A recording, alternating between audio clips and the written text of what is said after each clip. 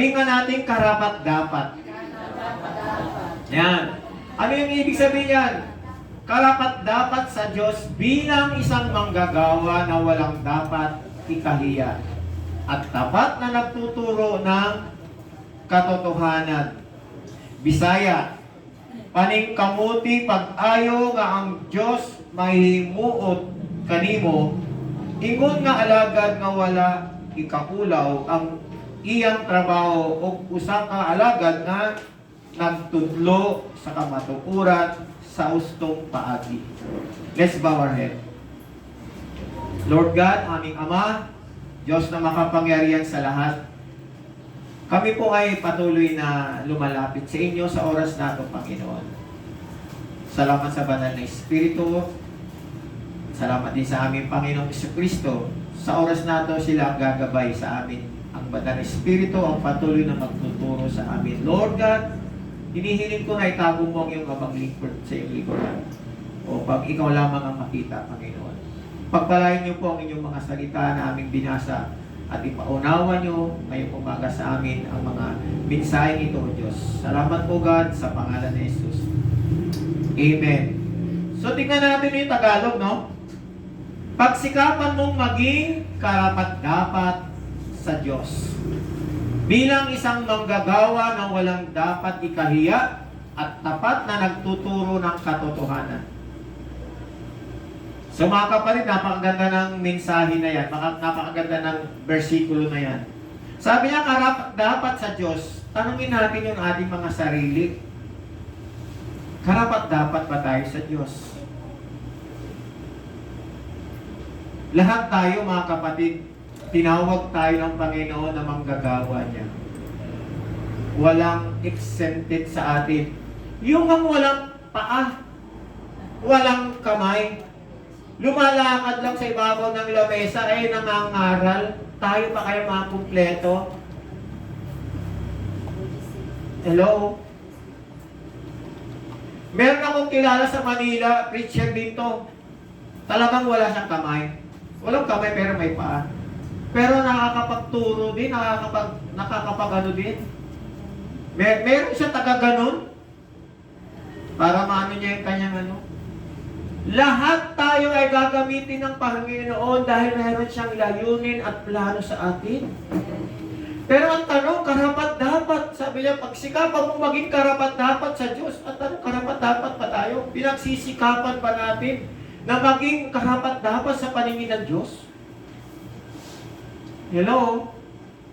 Bilang isang manggagawa na walang dapat ikahiya.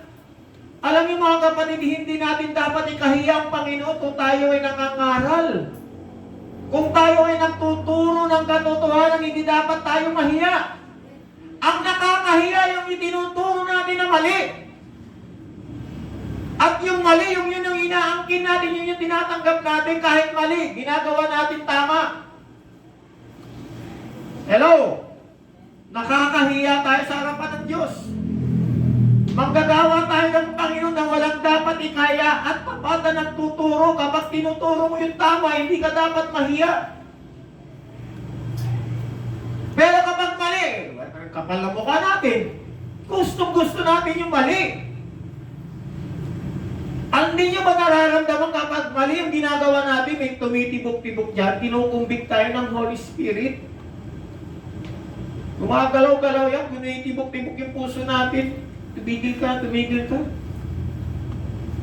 Pero hindi natin pinapansin. Kapag meron nagsasabi, mas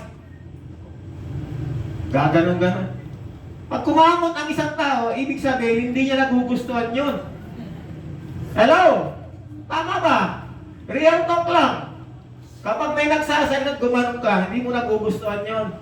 Palaisipan eh. Pero kapag ikaw ay excited dun sa naririnig mo, at ito dapat ituring natin atin. Huwag yung katabi mo. Nakita niyo yung message kapon, no? Micah, no? Na itong message na to, tignan mo yung katabi mo. Baka para sa kanya, or para sa kanila, or para sa iyo.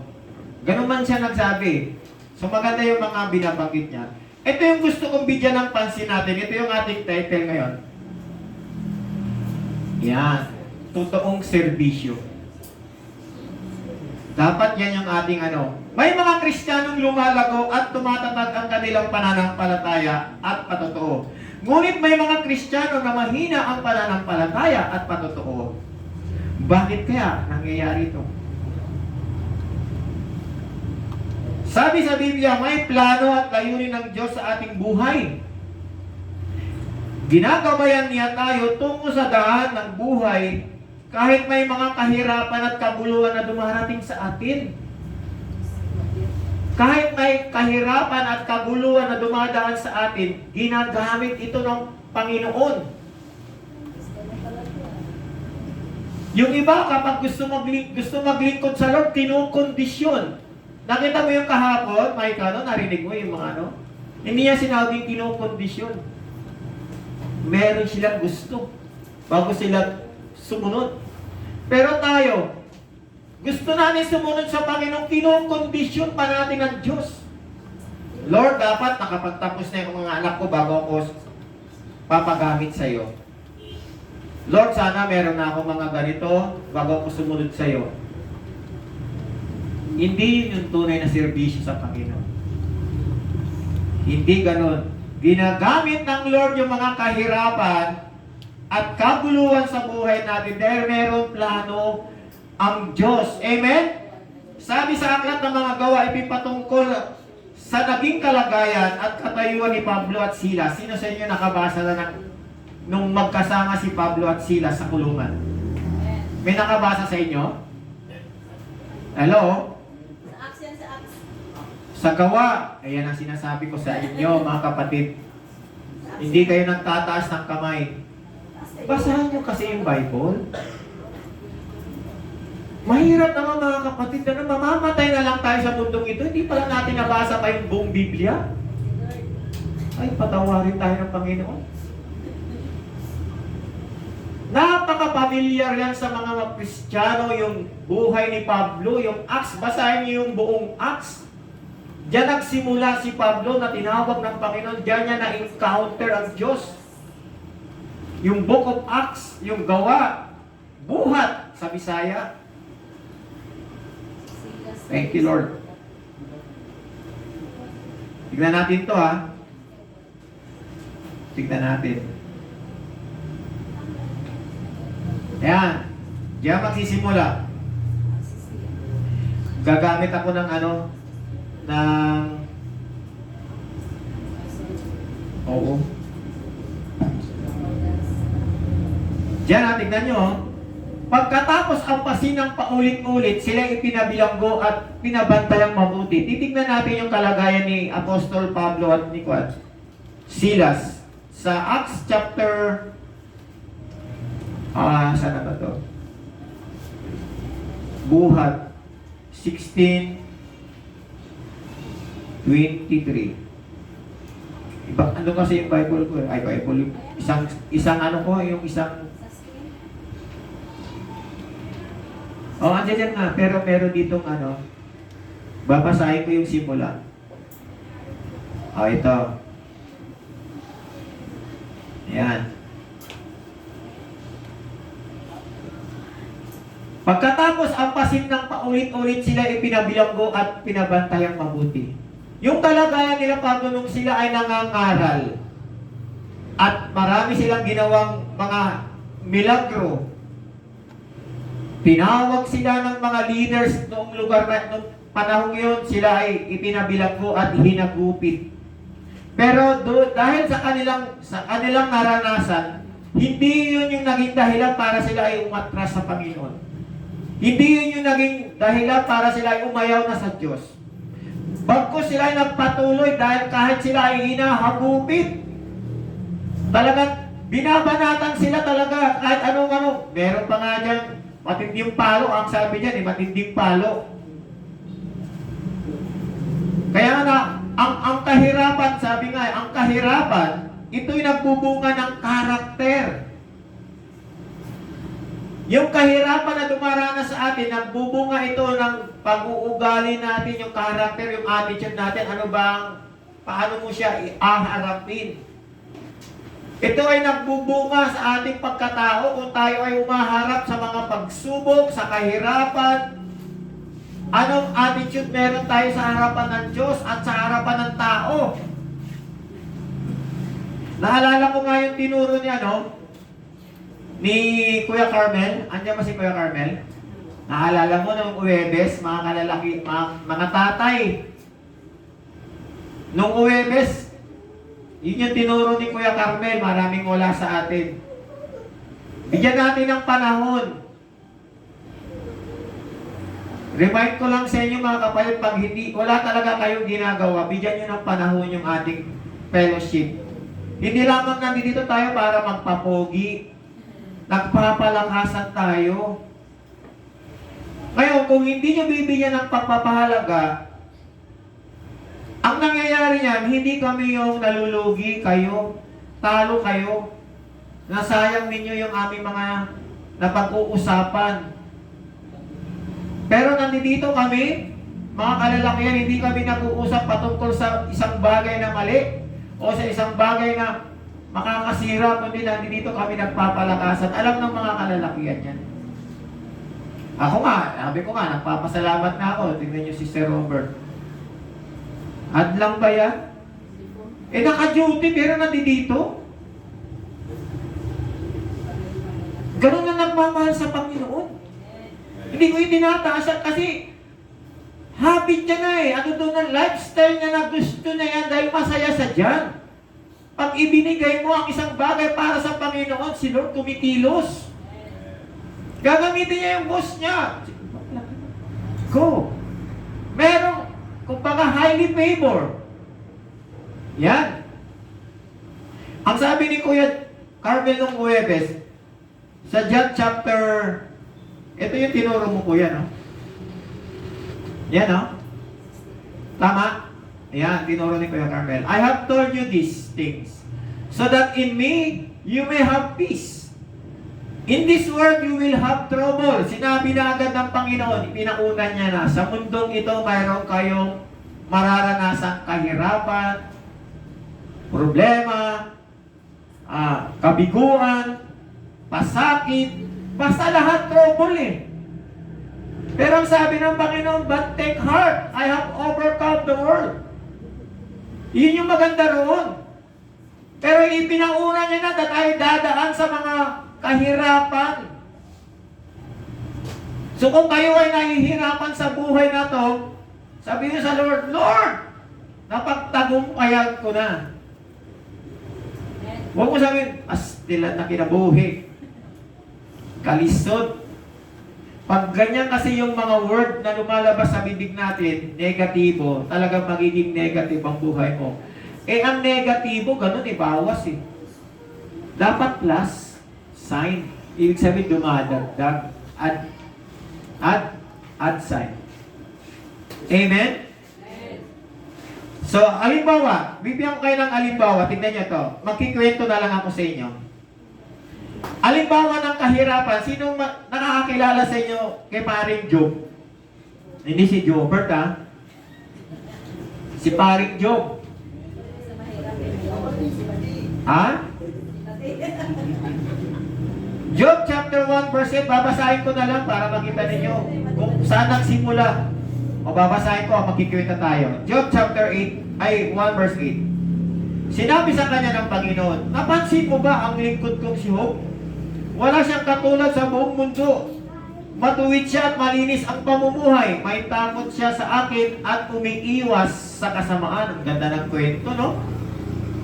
Sabi ng Panginoon, nag-uusap si Satanas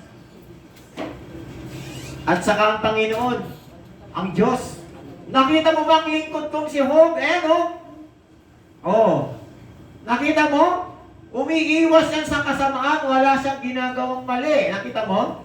Pinagmamalaki siya ng Lord. Oh. Pero pagdating naman sa verse 13 hanggang 19, anong pagkakasabi dito? Verse 13 hanggang 19, isang araw, abang nakakasiyahan sa andahan ng mga anak ni Job, sa bahay ng panganay, dumating sa bahay si Job. ang isa niyang tauhan at ibinalita ang ganito, abang nag-aararo po kami, gamit ang inyong mga baka at pinapastol, ang inyong mga asno, sa di kalayuan, 15. Bigla kaming sinalakay ng mga sabeyo. Kinuha po nilang mga hayop at pinatay ang aking mga kasama. Ako lang po ang nakatakas para magbalita sa inyo. Sabi ni Job, anong nangyari? Ganun nga po, Panginoon. Verse 16. Habang nagsasalita pa ang tauhan, dumating din ang isa pang tauhan ni Job at sinabi, tinamaan po ng apoy ng Diyos ang inyong mga tupa at mga pastol nito. At nasunog, ako lang po ang nakaligtas para magbalita sa inyo. Ano? Nakita niyo yun? Napakabuti nung pinagkikwentuhan ni Satanas at ng Panginoon. Sabi ng Panginoon, tignan mo si Job. Hindi umiiwas siya sa kasama, walang ginagawang mali yan. Ganda ng ginagawa niya. Hindi mo ba napansin? Pero tignan mo. Dahil nag-usap yung dalawa, pinagtripan ni Lord at si Satanas, si Job. Sige, ito ang gawin natin. Pero, siguraduhin mo, huwag mong kikitilin ang buhay si Job, ha? Gawin mo ang gusto mo, huwag mo lang kitilin. Tingnan natin, verse 17. Habang nagsasalita pa siya, may isa pang dumating at nagbalita, sinalakay po kami ng 3 pangkat ng mga Kaldeo. Kinuha po nila ang mga kamelyo at pinatay ang aking mga kasamaan. Ako lang po ang nakaligtas para magbalita. Pang-apat na yun. Puro bad news. May dumating pa, verse 18. Habang nagsasalita pa siya, may isa pang dumating at nagbalita. Ito yung pinakamalupit. Habang nagkakasayahan po ang inyong mga anak sa bahay ng kanilang nakakatandang kapatid. Anong sabi sa 19, last verse? Bigla pong dumating ang malakas na hangin mula sa ilang at nawasak po ang bahay. Nabagsakan po ang inyong mga anak at namatay. Ako lang po ang nakaligtas. Yung dumating na trahedya sa buhay ni Job, kung tayo kaya makakaranas nun, ang bigat nun. Ang bigat nun, dito pa lang, mawalan ka pala ng trabaho, susuko ka na sa Lord eh. Mawalan ka lang ng business, suko ka na sa Lord eh. Mawalan ka lang ng employer, suko ka na sa Lord eh. Awayin ka lang ng anak mo, suko ka na sa Lord eh. Nakukuha niyo yung kwento? Dumadaan ang mga mananampalataya sa kahirapan pero ginagamit ito ng Lord para lumago yung ating pananampalataya sa Diyos. Iyan yung mga kahirapan. Si Esteban. Sa Acts, nabasa nyo na si Esteban? Stephen, yes. Ito si Esteban. Hindi si Stephen Prado, ha? Stephen sa English kasi, sa Tagalog, Esteban. Si Esteban, magaling siya. Kinikwento niya to yung mga mula kay Abraham, kay Moses, lahat. Binasabi niya sa mga tao, sa mga leader. Kaya lang yung mga leader na pinagsasabihan niya, nabibingi na sila sa kagaling. Puspus pa ng Espiritu Santo si Stephen, nabibingi sila na ayaw nilang pakinggan. Anong ginawa nila? Kukuha sila ng mga tao para susulat. Anong ginawa? Binato. Nabasa niyo yun? Binato si Esteban hanggang sa mamatay. Pero bago siya mamatay, meron siyang binitawan, parang sinabi ng Panginoon, Panginoon, patawarin mo sila, hindi nila alam ang kanilang ginagawa. Isipin niyo, mamamatay na nga lang, yung pa sinabi, di ba? Iyon yung sinasabing, mabuhay man tayo mamatay, sa Panginoon tayo. Walang ginagawang masama yun, pero binato para mamatay dahil ayaw nila pakinggan yung katotohanan. Alam niyo mga kapatid, maraming ngayon. Sa totoo lang, yung katotohanan, ayaw nilang pakinggan. Gusto nila yung mali. At doon sa mali, masaya sila doon. Yung katotohanan, ayaw nilang pakinggan. Mas naniniwala sila sa mali. Ewan ko kung bakit. Mali na nga, bakit ba? Sasamayunan pa natin. Doon tayo sa tama dahil ang Diyos natin, siya yung katotohanan. Hindi siya kasinungalingan. Ang kasinungalingan si Satanas. Kaya nga binato siya. Yun, isang kahirapan yun na dumanas sa kanya. Sino pa? Si Pablo. O, alam niyo na yung kwento ni Pablo. Grabe ang ginawa sa kanya. Inagupit, naranasan niyang magutom, naranasan niyang ginawin lahat. Hirap na hirap sa buhay, pero hindi siya sumuko. Nagpatuloy siya sa Panginoon. Dahil mayroong isang tawag. Mayroong calling sa kanya na encounter niya ang Panginoon. May gagawin ng Diyos sa kanya basta ang tinitignan niya ang Panginoon. Hindi yung mga kahirapan. Tayo nakapokus tayo sa problema. Hindi tayo nakapokus doon sa Panginoon na magsusolve ng problema natin. Hello? Lagi tayo nakapokus sa problema. Tumingin tayo doon sa magbibigay ng source. Hello? Kung focus ka sa problema, walang mangyayari sa'yo. Basahin mo ang Bible. Lord, di ba sinabi mo, hindi mo ako iiwan pababayaan? Di ba? O, sasabihin mo pa, Lord, di ba sinabi mo, ilaga ko sa mga problema ko, tutulungan mo ako? Cast your burden. No, ate, bilhin na. Cast your burden upon me, and I will give you rest in peace. Hindi, rest ng kapayapaan. Rest in paradise. Basta ganun mga kapatid. Pag may problema, sabi nga natin pag may problema, blessing Ang problema nga, hindi blessing Dapat pag sinabi natin blessing talaga yun. Hello?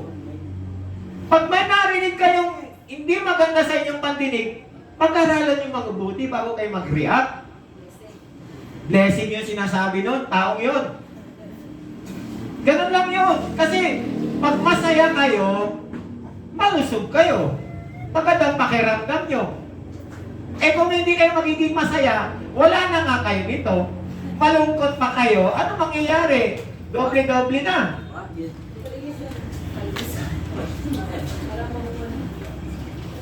Bilisan na lang natin kasi meron tayong communion pala. So, 3 points of service. Dito na ako mag-DT sa inyo. Ano lang yun? Introduction. 3 points of service. Number 1, yung service natin sa Panginoon. Yung serbisyo natin. Di ba sabi niya kayo na, pagsikapan nyo maging karapat-dapat sa Diyos. Manggagawang walang dapat ikahiya. Ito dapat yun Be diligent. Maging masipag tayo. Number 2, do your best. Do your best sa Lord. Huwag lang, tama na yung half-half lang. Tama na yung partial lang. Okay na to, Lord. Okay na to. Pwede na to, Lord. Hindi ganun sa Lord. Do your best. And I will do the rest. Work hard. And work hard. Ang manggagawa at nagtatrabaho. Ang manggagawa ay nagtatrabaho, tama po ba? Naglilingkod. Nagsiservisyo, ito yung ginagawa ng manggagawa. Pero ito yung gusto ng Lord sa atin, mga kapatid. Ito yung gusto ng Lord. Matthew 20, 24, 28. Nang marinig ito ng 10 alagad, nagalit sila sa magkakapatid. Yan. Dahil dito pinalapit ni Jesus ang kanyang mga alagad at sinabi sa kanila, alam ninyo na ang mga pinuno ng mga hintil ay itinataas ang kanilang sarili bilang mga Panginoon sa kanila at ang kagustuhan ng mga nasa kapangyarihan siyang sinusunod. Marami na ngayon yan dito sa ating bansa. Pero ito yung gusto ng Lord, hindi ganyan dapat ang umiiral sa atin. Patinawag ng Lord. Sa halip kung nais ninyong maging dakila, dapat kayong maging lingkod ng iba. Huwag kayong magiging laging bossing. Lingkod. Okay naman kung bossing kayo, di ba? Mayaman kayo, sige bossing. Pero yung gusto ng Lord, lingkod tayo sa Panginoon. At kung sino man sa inyong nananais maging una, siya ay dapat maging alipin ninyo. Ako po. Ayaw niyo magpapawis, ayaw niyo mapagod, ayaw niyo, gusto niyo matutulog na lang, ayaw niyo maging alipin.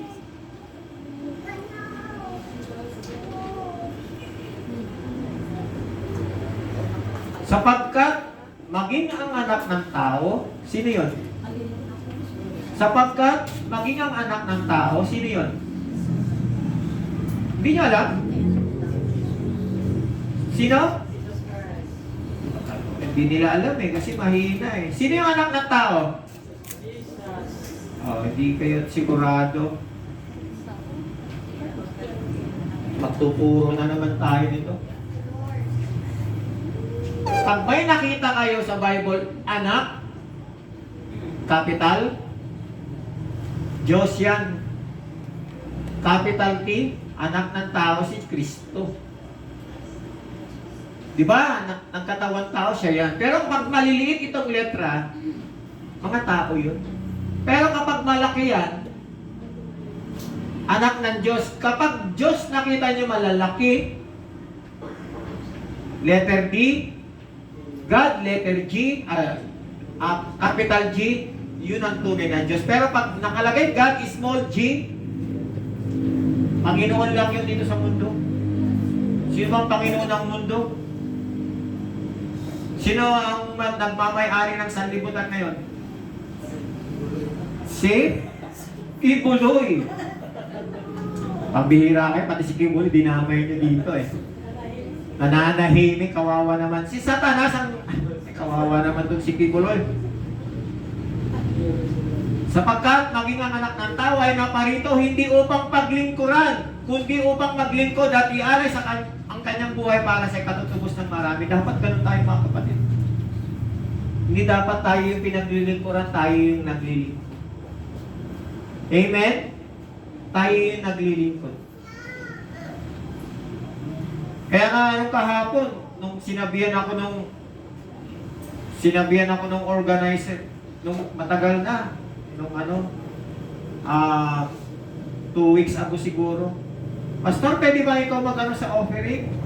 Sabi ko, okay, thank you. Ay, opportunity. Kulang na lang sabi, ang dami namin pastor dito, hindi ka pa mamili dyan. Pero opportunity naman. Sige, sabi ko, salamat. So maglingkod tayo sa Panginoon. Amen? The people here on earth are dominion and authority. Totoo po yun. Our Lord Jesus wants His people to serve, not to be served. If you want His approval, we must be served. Hello? Kung gusto natin ang approval ng Panginoon, maglingkod tayo. Amen? Number 2. Integrity. Kaya na service. Kaya naman integrity ang pag-uusapan natin. One does not ashame. Dapat ganun. Hindi tayo nahihiya dahil nagtuturo tayo ng kamatuuran. Dapat hindi tayo nahihiya kasi nga mas nakakahiya kung tayo ay nagtuturo ng mali. Yung pinasisinungalingan natin yung tama. At ginugusto pa natin pakinggan yung mali kaysa dun sa tama. Nakukuha niyo mga kapatid? Doon tayo sa tama. Hello? Kung tayo ay talagang gusto natin maging karapat-dapat sa paningin ng Diyos, dapat doon tayo sa tama. Pag mali, mali. Hindi natin pwedeng gawin ang mali, tama. Hello? Pag mali, mali. Pag tama, tama.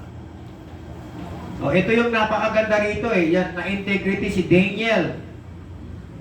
Si Daniel, chapter 1, verse 8, But Daniel resolved not to defile himself with the royal food and wine. Wala dyan. Ewan ko kung nalagay ko dyan. Wala. When he asked the chief official for permission not to defile himself this way, si Daniel, ipinasya niya na hindi siya kakain ng pagkain ng hari at iinom. Ito yung kanyang naging integrity. Mas gusto niyang, kumbaga ayaw niyang marumihan. Mas gugustuhin niya yung sinabi ng Lord, ito yung gagawin mo, ito yung gagawin mo. Kasi ang gusto ng hari no, pakainin sila ng masasarap. Pero si Daniel, iba yung hiniling niya. Nakiusap siya na hindi siya bibigyan ng pagkain at inumin ng hari. Eh kung tayo ngayon yun, papakainin ka ng hari, wow, sarap. Blessing ito. Pero pain pala yun. Dapat panghawakan natin yung integrity. Dapat ganito, tignan nyo to si David. And David shepherded them with integrity of heart, with skillful hands he lead them. Pinamunahan ni David yung mga tupa, mga pastor, siya yung magpapastor kasi. Pinamunahan niya, inalagaan niya yung mga Israelita ng may katapatan at mahusay silang pinamunuan. Yung integrity kasi ang tinitignan ng Lord. Sa atin, yung integridad ng buhay natin, yung pangunguna natin. Lahat tayo rito, naniniwala ba kayo na tinawag tayo ng Lord na head in detail? Kaya, tagalogin natin. Naniniwala ba kayo na tayo ay tinawag ng Panginoon na tagapanguna at hindi tagasunod? Yan, tail kasi buntot eh. Siya naman ang ikog, di ba doon sa likod? Sumusunod. So, hindi tayo tagasunod, tayo tagapanguna. Amen? Naniniwala ba kayo doon? So dapat, ganito yung ating magandang prayer bilang manggagawa ng Panginoon. Ito yung prayer ni David. Create in me a pure heart, O God, and renew a steadfast spirit within me. Likahin mo ako ng isang malinis na puso, O Diyos, at magbago ka ng isang matuwid na espiritu sa loob ko. Di ba napakaganda, no? Dapat, create in me a clean heart, oh God, and renew the spirit within me. Di ba ganun yun? Cast me not away from thy presence, oh God. Ganun yun. So create in me. Napakaganda na prayer, Lord. Bigyan mo ako ng bagong espiritu, ng malinis na puso. Amen? So ano yung number 1 na points natin? Service. Number 2? Integrity. Ito yung number 3. Natapos na tayo. Yan, napakaganda. Bilang manggagawa ng ating Panginoon, dapat meron tayong teachable spirit. Meron tayo dapat ganito. Pakibasa. 1, 2, 3. Yan. Kung manggagawa tayo ng Panginoon, tinawag tayo bilang tagapanguna at talagang co-workers ng ating Panginoon, dapat, ayan ang panghawakan natin, o correctly handles the word of truth. Huwag yung panghawakan yung mali. Mali yun eh. Hello? Kayo ang mamamali. Pag ginawakan nyo yung mali, kahit anong gawin nyo, mali talaga. Mali nga eh. Saan ba kayo nakakita ng mali? Tama. Hello? Pag tama, pag mali. Kahit marami sila dyan. Kung mali, bakit kayo sasama? Dito kayo kahit dadalawa lang kayo. Hello? Naalala ko yung sinabi sa akin bago ko pumunta ng Surigao. Bago ko pumunta rito, nung inutusan ako ni Pastor Calais, si Ate Cherry, Kuya Dondon. Sabi sa akin ni Ate Cherry, yung kapatid ni Pastor Dondon na namatay, si Pastor Cherry. Kuya Bob, pagpunta mo dun sa Surigao, ito yung abilin ko sa'yo. Kala mo, mamamatay. Mamamatay ako eh. Ito yung habilin ko sa'yo. Nakasulat pa eh. Lahat sila may sulat sa akin eh. Sabi niya, pagka nakisama ka dun sa mga pastor, hindi baling dadalawa ang kaibigan mong pastor, basta tama, doon ka sa tama. Lagi kong nakikita, lagi kong naaalala yung sabi na yun. Kaya dito, mga pastor, bibihira lang yung mga kakilala. Kaibigan ko talaga eh. O kaibigan sila, pero iba yung kadikit. Ilan lang. Nakuha natin mga kapatid, hindi to paramihan ng kaibigan. Maganda kung paramihan ng kaibigan. Nasa tama tayo. Paramihan nga mali naman. Doon ka pa sa mali, doon ka na lang sa tama. Kasi ang Panginoon ang pinaglilingkuran natin, hindi tao. Hello?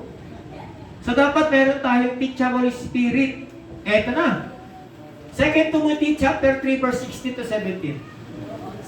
All scripture is God-breathed and is useful for teaching, rebuking, correcting, and training in righteousness, so that the servant of God may be thoroughly equipped for every good works.